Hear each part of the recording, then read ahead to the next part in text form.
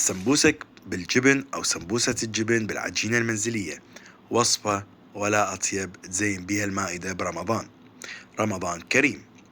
أولا نحتاج إلى 4 أكواب من الطحين، نضيف عليها 2 ملعقة طعام من النشا، ملعقة طعام ما مليانة من الملح، ملعقة طعام ما مليانة من البيكنج باودر. انتبهوا ما نستخدم خميرة بهذه العجينة. نضيف عليها كوب من الزيت النباتي. هنا نبدي العجن. أول شي نخلط الزيت مع الطحين، بعدين نضيف الماء بحرارة الغرفة، 2 كوب من الماء بالتدريج، ونعجن إلى أن تتكون ويانا عجينة رائعة غير قابلة للالتصاق وبنفس الوقت بها قوة. نتركها ترتاح مع التزييت، وهاي الخطوة كلش مهمة عم يسهل علينا فتحها لاحقا وتشكيلها أثناء إعداد السمبوسك. ارتاحت تقريبا ساعة. هنا راح نلقاها ما منتفخة بس تكون طرية بسبب تفاعل الجلوتين داخل القمح أو جلوتين القمح. التقطيع يكون حسب رغبة الشخص، يعني حسب رغبتكم ايش قد تريدون قياس الكرة اللي راح تنفتح وتتحشى وبعدين تتشكل على شكل سمبوسة. احنا شكلناها بكرات بقياسين مختلفين، يعتمد على القوالب اللي عندنا اللي راح نسوي بيها السمبوسك لاحقا. بالنسبة للحشوات راح نستخدم نوعين من الحشوات. الحشوة الأولى هي عبارة عن جبن كرافت مبروش مثل ما تشوفون، والنوع الثاني راح تشوفونه بعد قليل اللي هو عبارة عن جبن كريمي مع جبن موزاريلا ورشة نعناع، والحشوتين طعمهم خرافي.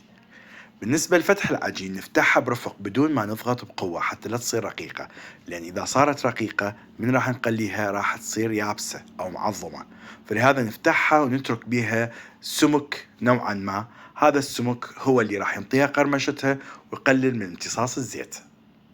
ناخذ كمية معقولة من جبنة الكرافت المبروشة، نحشي بيها العجينة وبأصبعنا نبللها بالمي ونمسح بشكل قوس على طرف العجينة من جهة واحدة، ونغلق العجينة ونقطع العجين الزايد. طبعا الفائدة من المي هو من أجل أن تلتصق وما تنفتح ويانا لاحقا.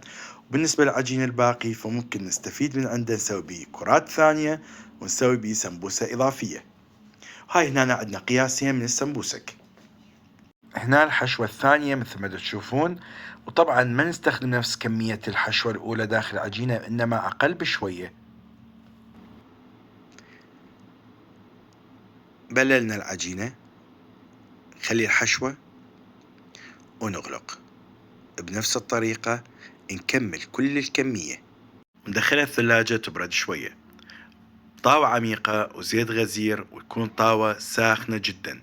ننزل حبات السمبوسك بدون أن نزاحمها، يعني تكون مرتاحة بالطاوة. مجرد ما تنزل بالطاوة ننزل درجة الحرارة حتى تستوي بدون أن يصبح لونها أسمر أو بني مع التقليب، لأن كل وجه ممكن يحتاج إلى 30 ثانية مرات أقل حسب درجة الحرارة اللي أنتم معتمديها بالقلي، إلى أن يصبح لونها أشقر جدا. شلون جمال، شوفوها. من توصل لهاللون نطلعها ونتركها طبعا تبرد. ليش؟ لأنه راح يكون الحشو مالتها ذايب وتكون جدا ساخنة، فانتبهوا على هاي النقطة. وهنا خلصنا كل الكمية ووصلنا إلى لحظة الحقيقة. شوفوا السمبوسة شلون حلوة، شقرة، تلمع، وطبعا الطعم والريحة ولا أطيب ولا أروع. يا ريت تجربوها، وإذا جربتوها كتبونا بالتعليقات. ليش؟ أريد نشوف ذوقنا متشابه لو اختلافنا إن شاء الله اللي ما يفسد للود أي قضية. ولا تنسون إذا عجبكم الفيديو تسوون لايك شير سبسكرايب، يعني إعجاب تعليق ومشاركة الفيديو مع الأهل والأحبة. ونشوفكم فيديو ثاني، ولا تنسون اتركوا انطباعكم على فيديوهاتنا لأن رأيكم يهمنا جدا. أشوفكم فيديو ثاني ومع السلامة.